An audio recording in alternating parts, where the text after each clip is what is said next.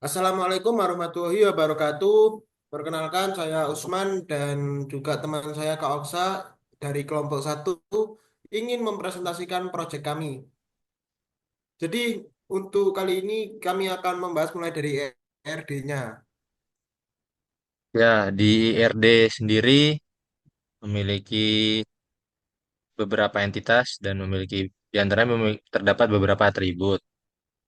Yang pertama, kita memiliki entitas penyewaan, di mana terdapat atribut ID penyewa, tanggal penyewaan, tanggal jatuh tempo, tanggal pengembalian. Penyewaan dihubungkan ke penyewa.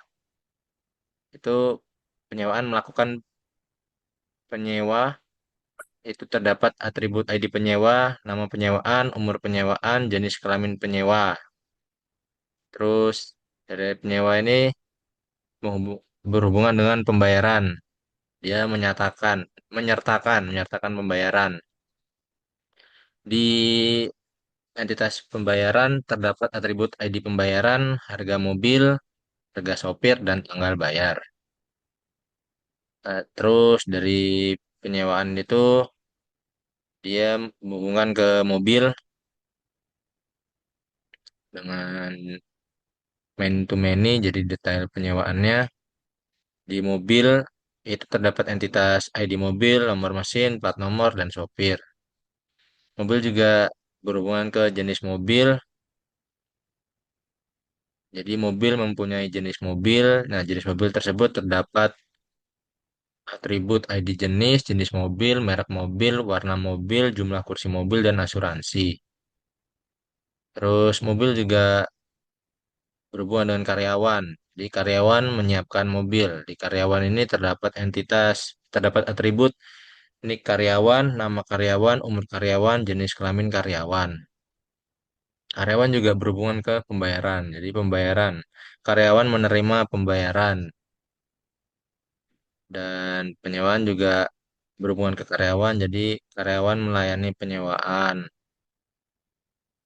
dan karyawan juga berhubungan ke jabatan. Jadi karyawan menanggung jabatan. Jabatan sendiri terdapat atribut ID jabatan, nama jabatan, dan job desk jabatan. Pembayaran juga berhubungan dengan denda. Jadi pembayaran menerapkan denda, ID denda, besaran denda, tanggal denda. Mungkin IRD-nya cukup di situ. Selanjutnya masuk ke CDM. Kemudian kita lanjut ke CDM, di mana CDM ini diambil dari ERD-nya. Yang pertama, di penyewaan mobil itu terdapat penyewa.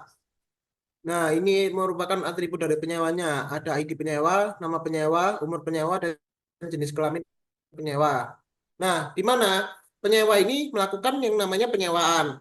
Penyewaan ini terdapat ID penyewaan, tanggal jatuh tempo, dan tanggal pengembalian. Nah, penyewa dengan penyewaan ini itu relasinya one to many, di mana penyewa itu mungkin saja bisa melakukan penyewaan satu atau lebih, sedangkan penyewaan itu harus ada penyewanya. Jadi penyewa itu boleh melakukan penyewaan atau enggak, tapi ketika penyewaan itu ada, berarti ada penyewanya. Nah, kemudian penyewaan ke mobil, di mana penyewaan ke mobil ini relasinya many to many, karena penyewaan itu bisa menyewa lebih dari satu mobil, sedangkan mobilnya itu bisa disewa berkali-kali. Makanya many to many dan kemudian change entity ke detail penyewaan. Detail penyewaan sendiri itu nanti hubungannya ada di penyewaan sama mobil dan kemudian di mobil ini ada supir. Sopir ini bisa disewa juga atau tidak. Pakai sopir juga bisa. Jadinya sopir ini termasuk opsional. Nah, kemudian di mobil itu terdapat jenis mobil. Jenis mobilnya ada ID jenis, jenis mobil, kemudian merek mobil, warna mobil, jumlah kursi mobil, dan asuransi. Nah, kemudian setiap penyewaan itu kan pasti ada pembayaran. Makanya di sini ditambah entitas pembayaran. Nah, pembayaran itu sendiri yaitu terdiri dari ID pembayaran, harga mobil, harga sopir, dan tanggal bayar. Nah, karena penyewaan ini menerapkan denda, makanya dibuatkan entitas denda tersendiri. Denda itu terdiri dari ID denda, besaran denda, dan tanggal denda. Nah, denda dengan pembayaran itu relasinya one to one, yang dimana dominannya itu terdapat di pembayaran. Jadi, denda ini ada karena adanya pembayaran. Nah, namun denda ini opsional, jadi nggak semuanya bakal terkena denda, namun cuma yang terlambat. Makanya di sini dikasih tanggal denda untuk men-tracking itu tadi. Nah, semua hal ini itu dilayani sama siapa? Dilayani sama karyawan, di mana karyawan sendiri itu memiliki jabatan. Nah, karyawannya itu kemudian menerima pembayaran. Dan ini untuk PDM-nya.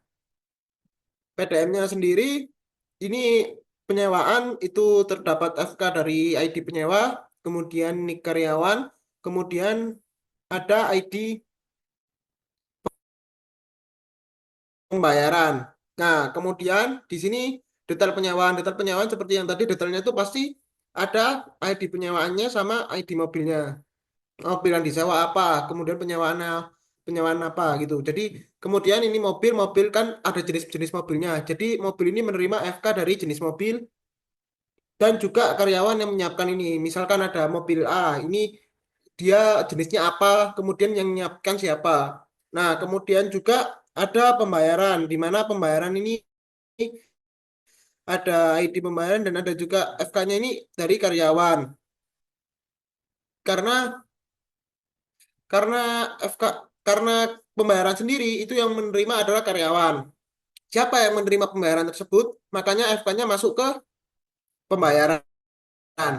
Kemudian ada denda, di mana denda ini FK-nya terdapat ID pembayaran. Jadi kalau misalkan ada pembayaran nih, terus kemudian ada dendanya. Nah, dendanya ini dendanya di pembayaran yang apa? Makanya FK dari pembayaran ini masuk ke denda.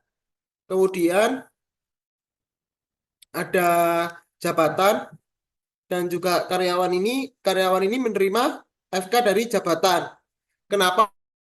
Karena setiap karyawan ini kan punya jabatannya sendiri-sendiri. Misal karyawan A jabatannya apa, karyawan B jabatannya apa. Jadi begitu untuk PDM-nya. Dan kita lanjut ke normalisasi. Nah, itu tadi data-datanya itu sudah dinormalisasi alias 3NF. Nah, kemudian data-data sebelumnya yang sebelum dinormalisasi itu kayak gini. Ini sebelum normalisasi. Kemudian ini ada bentuk satu NF-nya. Kemudian ini ada dua NF-nya. Nah, ini ada 3NF-nya. Nah, kemudian kita ke database. Nah, untuk database-nya itu langkah-langkah yang perlu dibuat. Yang pertama itu membuat database-nya. Jadi create database rental mobil ya kan, dibuat kemudian digunakan. Terus kemudian buat tabelnya. Tabel-tabel yang tadi di PDM itu dimasukin, tabel penyewa, tabel karyawan, tabel jabatan, terus kemudian tabel mobil, create tabel penyewaan. Nah, kemudian alter table ini buat menambahkan ID jabatan sama menambahkan FK. Nah, kemudian kalau sudah isi database tersebut dengan menggunakan DML. Nah, ini yang menggunakan 3NF tadi, itu datanya dimasukin. Kalau udah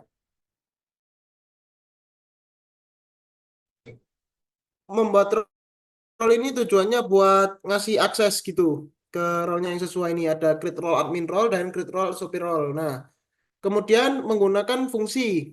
Nah, ini tadi kan role-nya ini buat kayak role, fungsi, terus prosedur sama trigger ini dua kali. Jadi ini role itu kayak role ada dua, kemudian fungsi juga, kemudian prosedur juga, dan trigger juga. Nah, ini di mana fungsinya harga mobil, terus harga sopirnya juga itu dihitung. Kemudian ini menggunakan prosedur menambahkan denda jika diperlukan. Nah, ini dendanya ditambahkan. Kemudian menggunakan trigger. Nah, trigger ini biar untuk mengotomatiskan pencatatan waktu pembayaran. Trigger itu kan buat seperti namanya untuk nge-trigger gitu. Jadi secara otomatis bisa dilakukan secara otomatis. Ini untuk pembayaran waktu pembayaran. Nah, kalau misalkan saat menginput itu terjadi kesalahan atau misalkan error, itu bisa dilakukan rollback. Jadi rollback ini tujuannya untuk mengembalikan keadaannya. Nah, tapi kalau misalkan data-data yang udah dimasukin nih, udah bener, udah kayak apa ya, udah udah sesuai, jadi bisa disimpan secara permanen menggunakan commit. Nah, kemudian ini ada menambahkan dua user. Jadi yang sebelum membuat dua ya, kita membuat satu dulu yaitu user satu. Yang pertama itu masuk ke home, kemudian user account, kemudian pilih add user account. Nah, ini kita pilih user satu, kemudian hostnya localhost, kemudian kita kasih password. Nah, kemudian oke, kemudian ke home lagi, pilih user account sama user satu tadi dipilih. Nah, kemudian kasih akses buat ke rental mobilnya. Kayak gini, ini rental mobil. Nah, user satu.